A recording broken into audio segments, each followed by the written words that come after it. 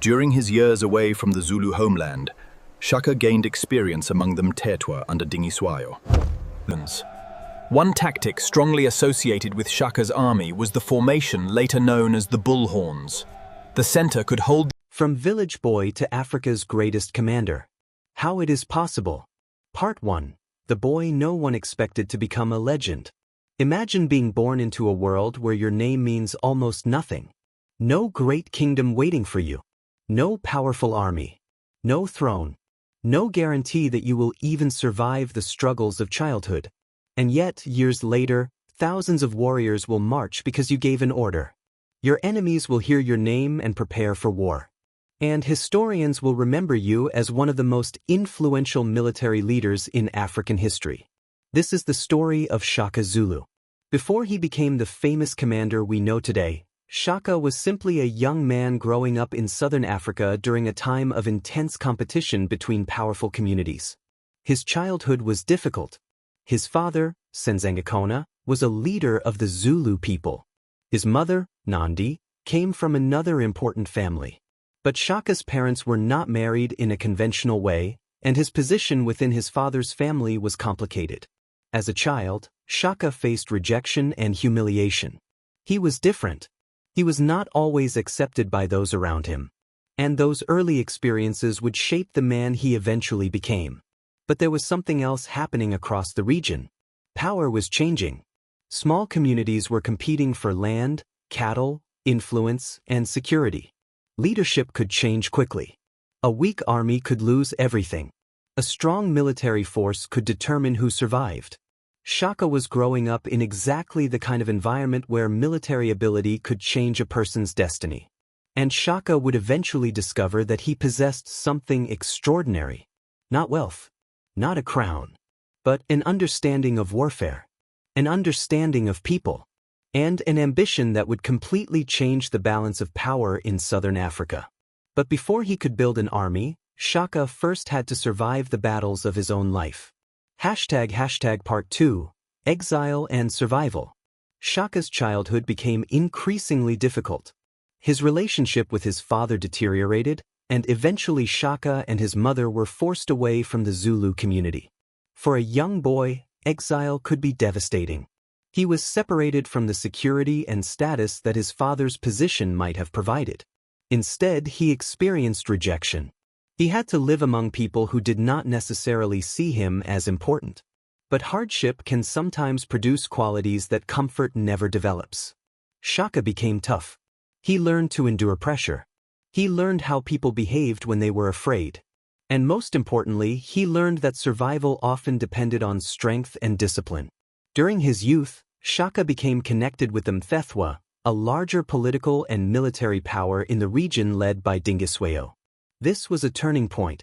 For the first time, Shaka had an opportunity to observe a powerful military organization from the inside. He did not simply fight. He watched. He studied. He learned. He saw how warriors were organized. He saw how commanders maintained discipline. And he began developing ideas of his own. Eventually, Shaka became a warrior in the Mthethwa military system. This experience would be incredibly important, because Shaka was not simply learning how to use a weapon. He was learning how an army worked. He was learning that victory was not always about having the largest number of soldiers. It was about organization, discipline, confidence, and the ability to make an enemy lose the will to fight. These lessons would later become the foundation of his military system. But Shaka's path was about to change again. Part 3, The Return to the Zulu. Shaka's father died in 1816. The Zulu leadership passed to another member of the family. But Shaka was not willing to remain outside the story of his own people. With the support of Dingiswayo, Shaka returned to the Zulu and became their leader.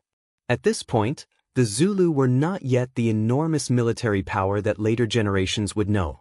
Shaka inherited a relatively small political unit. And this is where the real transformation began. He could have simply ruled as a traditional chief. Instead, he began changing the way his warriors fought. He wanted soldiers who could move quickly. He wanted discipline. He wanted close combat. And he wanted warriors who would remain together under extreme pressure. One of the changes associated with Shaka was his emphasis on the short stabbing spear, commonly known as the assegai. Traditional fighting methods often involved throwing spears from a distance. Shaka increasingly emphasized close combat. His logic was simple. If you could get close to your enemy, your opponent had less opportunity to escape or reorganize. The warrior had to be brave. He had to trust the man beside him. And the entire formation had to move as one. Shaka also became associated with the famous bullhorn formation. The main force would engage the enemy from the front. Other groups would move around the sides. The goal was to surround the opponent. Once an enemy was surrounded, escape became extremely difficult. This was not simply about individual courage. It was about coordination. And that was one of Shaka's greatest strengths. He understood that an army could become far more powerful when individual warriors were turned into a disciplined fighting machine. Part 4. The army that moved like one body. Imagine standing on a hill and looking down at thousands of warriors. They are not running randomly. They are not fighting as individuals. They are moving according to a plan. One group advances. Another waits. Another moves around the side. The enemy suddenly realizes something terrifying. They are being surrounded. This was the kind of battlefield system associated with Shaka's military reforms. But weapons alone did not create his power. Discipline was critical. Shaka demanded loyalty and commitment from his warriors. Military service became a central part of the growing Zulu state. Warriors trained. They marched. They learned to operate as a unit. This created something different from a loose collection of fighters. It created a professionalized military organization for its time. Shaka also understood the psychological side of warfare. An enemy could be defeated physically, but an enemy could also be defeated mentally.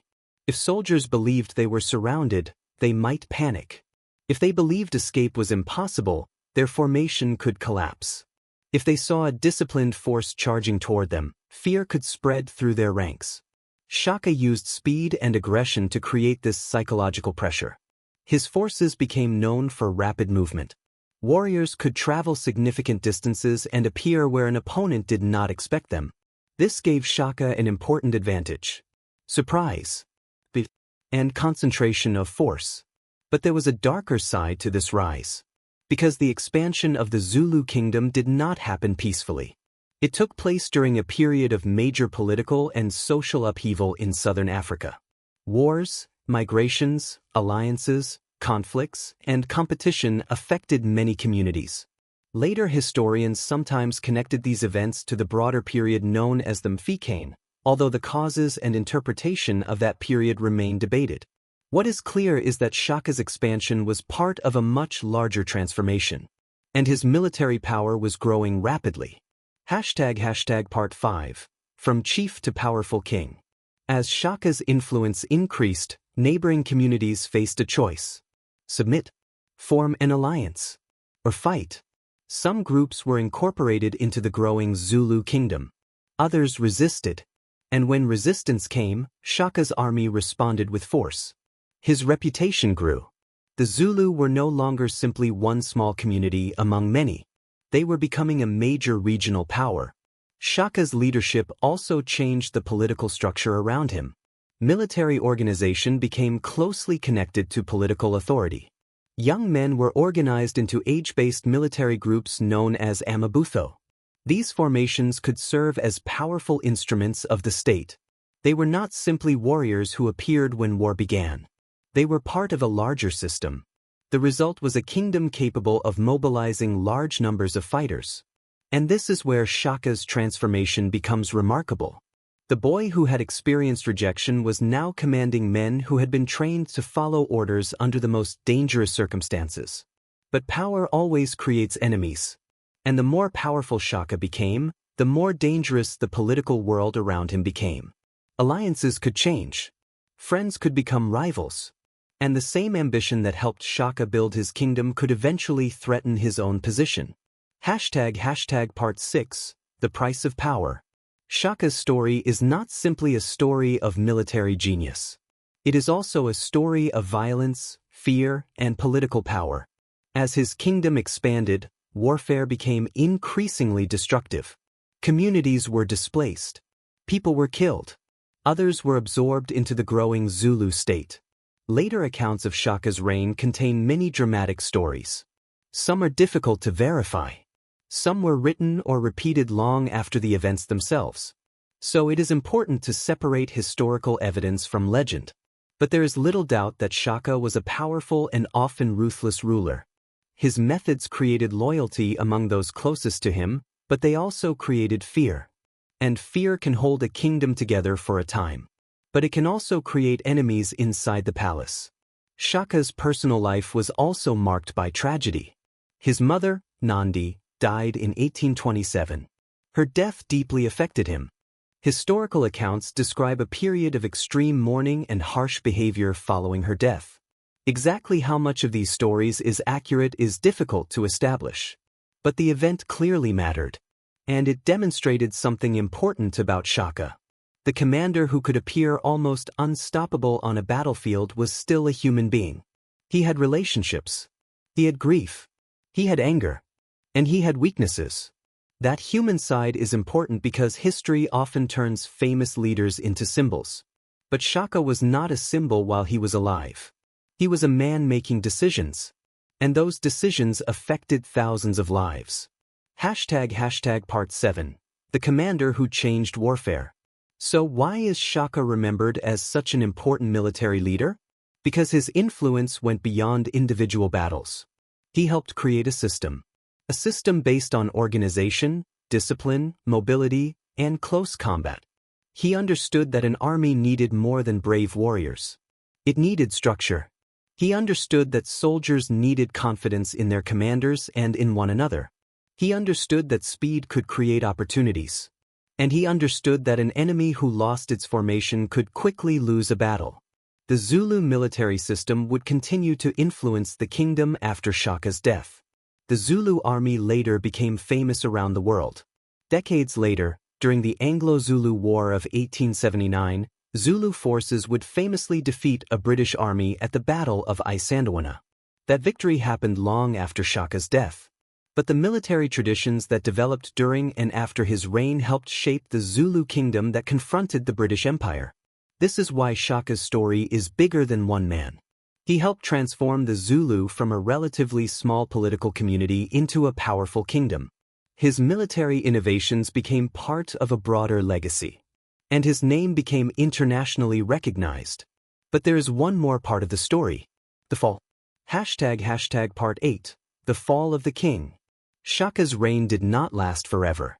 In 1828, only about 12 years after becoming ruler of the Zulu, Shaka was assassinated. His half-brothers Dingiswayo and Mlangana were involved in the plot, along with other conspirators. The powerful commander who had built a growing kingdom was suddenly dead. Shaka was only around 30 years old. Think about that. In roughly a decade and a half, he had gone from a controversial young man with a difficult childhood to the ruler of a powerful African kingdom. He had reorganized the military, expanded political power, created fear among enemies, and changed the history of southern Africa. But his story ended violently. After his death, Dingiswayo became king. The Zulu Kingdom continued to exist, but the political direction changed. And the legend of Shaka continued to grow. Over time, stories about him became larger than life. Some portrayed him as a brilliant military genius. Others portrayed him as an unusually cruel ruler. The reality was more complicated. He was a highly influential leader who used military power to build a centralized state. He was also a ruler whose expansion caused enormous suffering. Both sides of that history matter. Part 9. The legacy.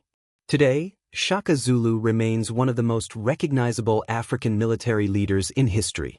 His story has been told in books, documentaries, television programs, and films.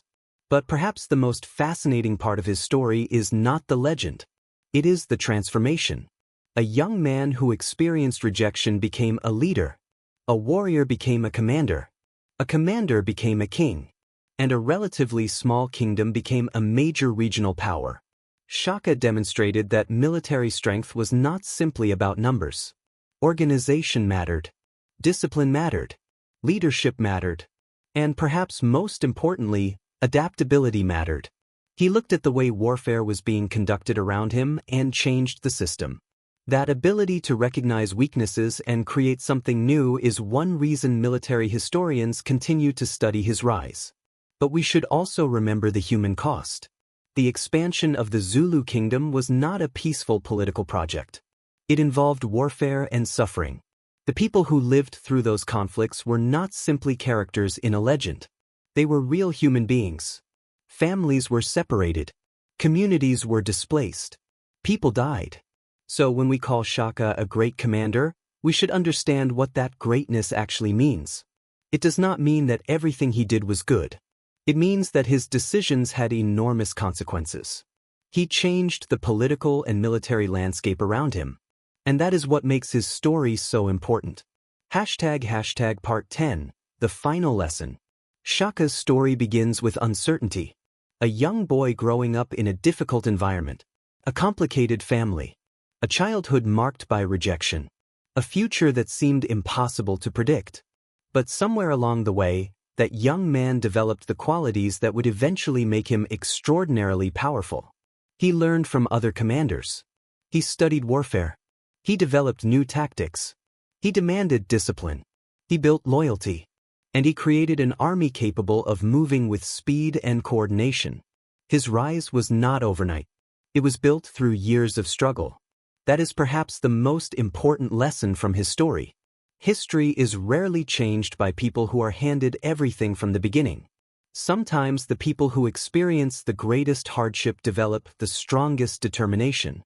But determination alone is not enough. Shaka had ambition. He also had strategy. He understood people. He understood warfare. And he understood the importance of organization. That combination transformed him. From an uncertain young man into a powerful ruler. From a warrior into a commander. From a relatively small political position into the leader of a kingdom that would become one of the most famous in African history. And that is why, nearly 2 centuries later, the name Shaka Zulu still carries enormous weight. Not because every story told about him is true. Not because he was perfect.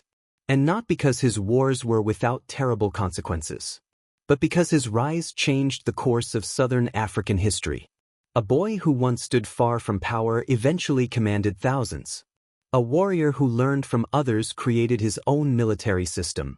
And a man whose childhood began with uncertainty became one of Africa's most famous military leaders. His story reminds us that history is not always written by the people who start with power. Sometimes, power is built. Sometimes, leaders rise from difficult circumstances. And sometimes, one person's decisions can change the destiny of an entire region. Shaka Zulu was one of those people. And his story is still being remembered today.